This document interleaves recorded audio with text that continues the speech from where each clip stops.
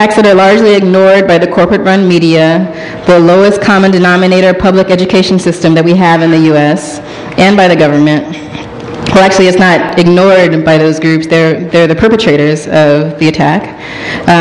But Black History Month is perhaps more importantly about honoring and celebrating the resistance that we have undertaken as a people since the first colonialists arrived on our shores, since the first slave was taken off the first ship, since last week, since we woke up this morning.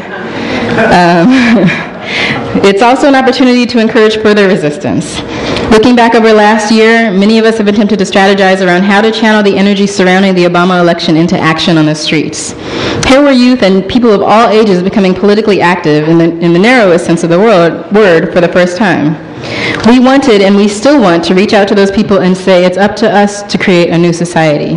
We have to end the system of capitalism which uses racism, not to mention sexism, LGBT, bigotry, etc., to further its drive for profit. So now, as the economic crisis spirals deeper and deeper downward and government solutions seem overtly concerned with the sustenance of that system, but not the people who keep it running, us workers, now we're seeing the beginnings of a response. We're seeing people chaining themselves to their homes, refusing to be evicted. We're seeing students occupying schools.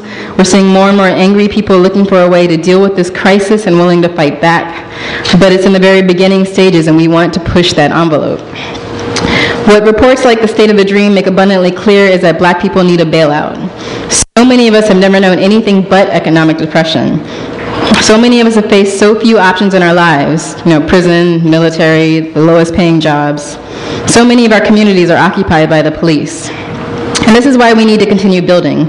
We need to bring people out in massive numbers to Wall Street on April 3rd and 4th, and we need them to become committed and dedicated to the struggle for the long haul. And we need to make those ever-important connections to the war at home and the war abroad, from Iraq to Palestine, to the 30,000 Haitian immigrants being deported in the U.S., to the land struggle in Zimbabwe. So it's good to be here tonight to participate in this continuing dialogue with you all on how to keep the struggle moving.